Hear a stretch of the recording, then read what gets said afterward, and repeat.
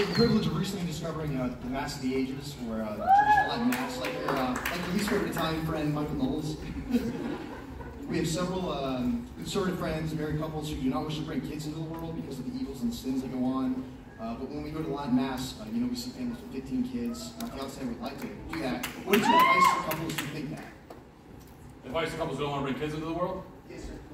Well, I think that, I understand the tendency towards, or the temptation to despair when you look at what an awful world it is in many ways. But if we're going to give up on life, we're going to give up on renewing this planet with more human life, then I don't, what's the point after that? You have totally given into despair. So that is what that is. When someone says, I don't want to have kids because I want to bring them into the world, I think, first of all, a lot of the times that's an excuse people offer because really they don't want to make the sacrifices in their lifestyle to have kids.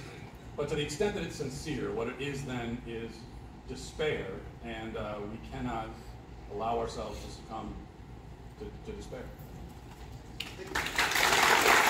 Final question? Hi Matt, I'm a high schooler and came here just to see you live. I'm very honored to be here.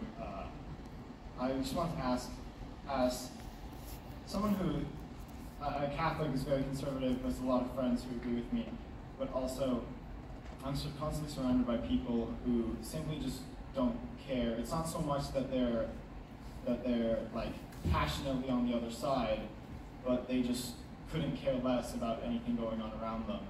And I feel kind of hopeless. I feel like there's no hope for my future generation. I wanted to ask what you think I can do, what any of us can do. Well, we know that there's hope for the future generation. I look around this room. Yeah.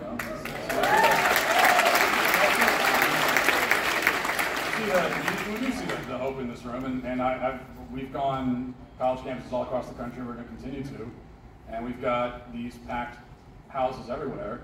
And what encourages me about it is that this tour that we're doing, it's about an issue. Yeah, it's me behind the microphone, but it's about an issue. And so the people that are here for the issue. They care about the issue. And so that does give me some hope. But on the other hand, I think that you've put your finger on something which is true, which is that our biggest enemy right now is indifference. That's the thing you have to cut through. And that can also be the most difficult thing to cut through. I think if someone's really engaged on an issue and cares a lot and they're on the opposite side of it from you, there's at least some hope of reaching them because at least they care. Like they understand why it's important. They just have opposite views from you. But when you first got to get someone to understand why it's important, that can be the really difficult thing. But what I found with this issue in particular is the good news is that in order to get people to care about it, all you have to do is make them aware of what's happening. And that's probably the number one thing I hear in reaction to the film is that I had no idea that all this stuff was going on. And once you make them aware that it's happening, I think you almost don't have to even explain why they should care because they kind of fill in the rest on their own.